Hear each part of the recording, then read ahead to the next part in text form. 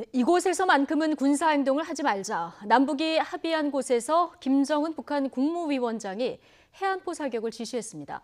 9.19 군사 합의를 대놓고 어긴 건데요. 왜 지금이고 북한의 의도는 뭔지 전문가와 함께 짚어보겠습니다. 홍현익 세종연구소 외교전략연구실장 연결돼 있습니다. 실장님 안녕하십니까? 네, 안녕하십니까? 예.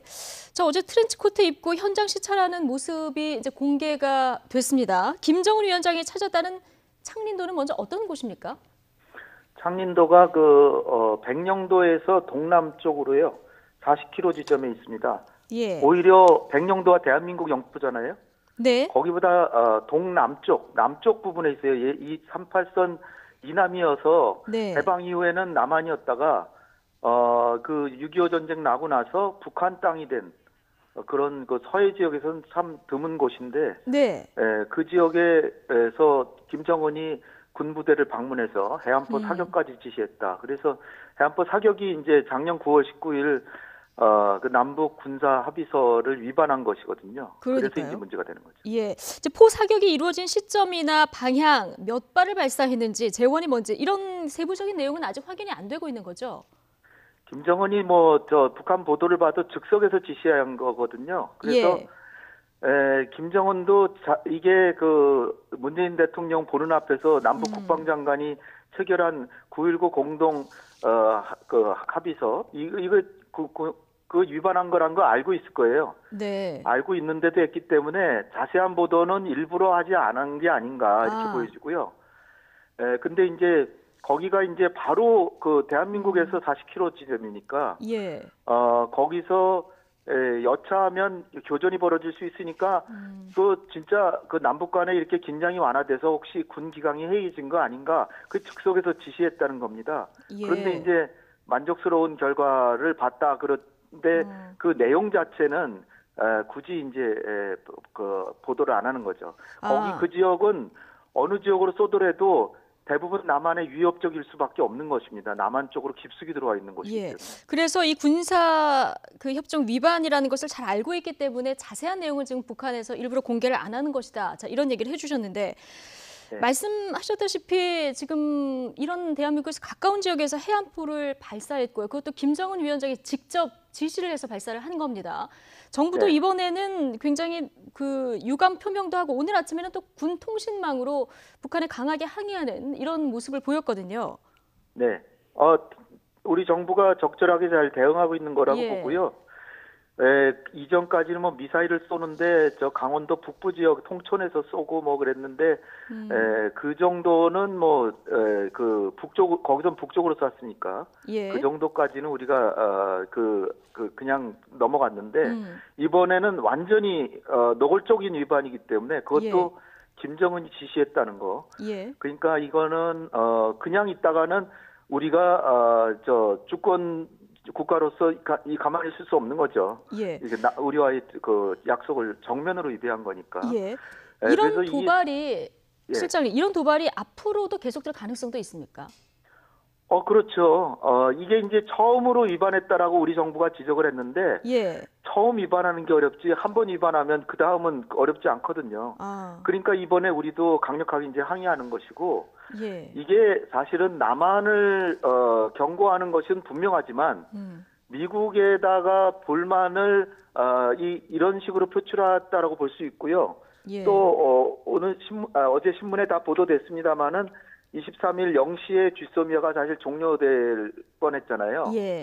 그때 그 직전에 미국의 전략 폭격기 B-52 이게 10,000km가 넘게 날아갈 수 있는 거고 핵폭탄 장착하는 건데 이게 일본 공군의 호의를 받고 동해를 비행했거든요. 그러니까 김정은이 이 전방부대 시찰한 거는 미리 예정돼 있었겠지만 사격훈련까지 해봐라라고 하는 거는 아마 이런 데서 자극받았을 수도 있다. 그렇게 보여지고, 그러니까 한국에 대한 위협은 분명하고 거기다 더해서 미국에 대해도 압박을 가하는 것이다 이렇게 보여지는 거죠. 미국의 해상 무력 시위가 있었고 여기에 대한 압박이다. 자, 그런데 실장님, 미국에 대한 불만을 자꾸 왜 남한에 대고 북한은 하는 겁니까?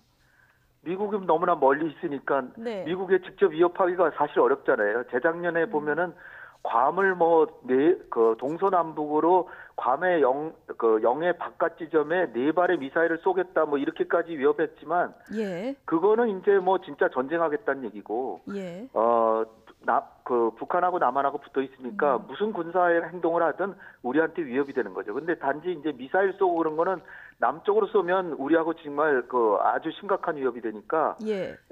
일본을 향해서 쏘거나 아니면 러시아 쪽으로 쏘거나 뭐 그러잖아요. 그러니까 이거는 좀 약한 도발이라고 생각해서 했지만 어쨌든 위반이니까 우리가 항의한 건 잘한 거고요. 예. 76mm 해안포니까 12km 정도 사거리는 별로 안 되는 겁니다. 아, 그렇군요. 근데 어쨌든 중요한 거는 위반을 했는데 김정은이 노골적으로 했다. 그 얘기는 예. 이제 한국에다 대고 이제 불만을 토로하는 건데 한아세안 정상회담에 대해서도 한국에 이런 뭐 올림픽을 하거나 뭐 아시안 게임을 하거나 한아시안 정상회담 이런 거 할 때 늘상 좀 불만을 표출해 왔어요. 자기네들은 국제적으로 고립돼 있는데 한국은 자꾸 이렇게 국제적으로 위세가 등등하니까 그런 거에 대한 이제 불만의 표시도 일부 감안돼 있는 거죠. 근데 늘상 뭐 이런 시점에 이런 불만을 표해왔다 말씀을 하셨지만 시기적으로 좀 묘하거든요.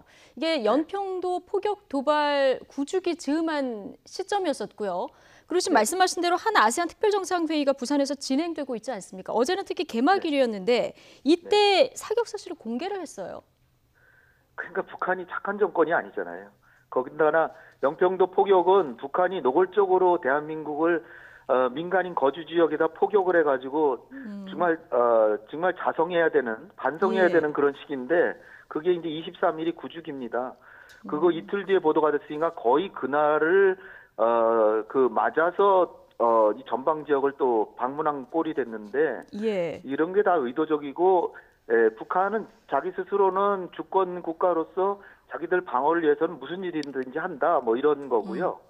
그 내막을 좀 살펴보면 최근에 이제 국정감사하고 그럴 때 이승도 해병대 사령관이 한박도가 상당히 문제가 됐었잖아요. 한박도가 NLL 인근에 있는 섬인데 이게 사실 6.25 전에는 한국 땅이었다. 근데 그 뒤에는 어디 땅인지 불분명했다가 북한이 여기에 군사시설을 설치했다. 뭐 이런 의혹이 있어가지고 국회에서 뜨거운 공방이 있었는데 여기서 이승도 해병대 사령관이 여차하면 한박도를 초토화할 수 있도록 해병 2사단의 화력을 계획했었다.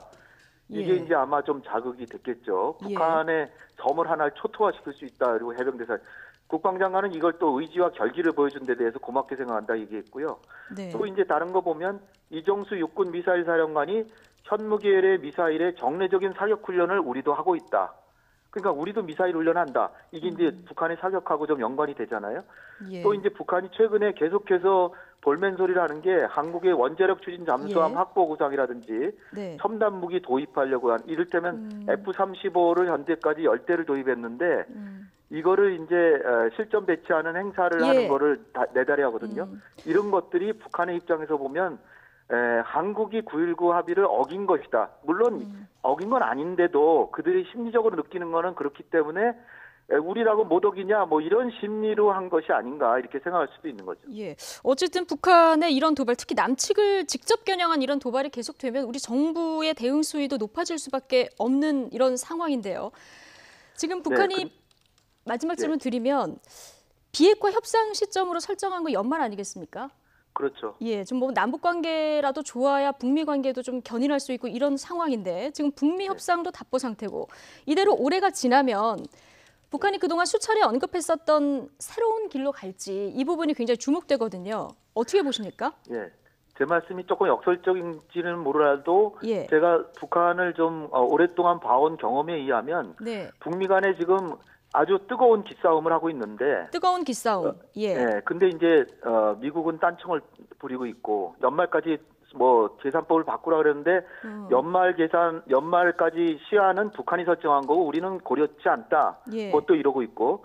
그러니까 이제 최선희가 북핵 문제 협상 사령탑으로서 러시아에 가서 한 얘기가 이게 우리의 생존권과 발전권 그러니까 제재 해제와 그 체제 안전 보장에 대해서 먼저 내놓지 않으면 비핵화 협상은 아예 없다.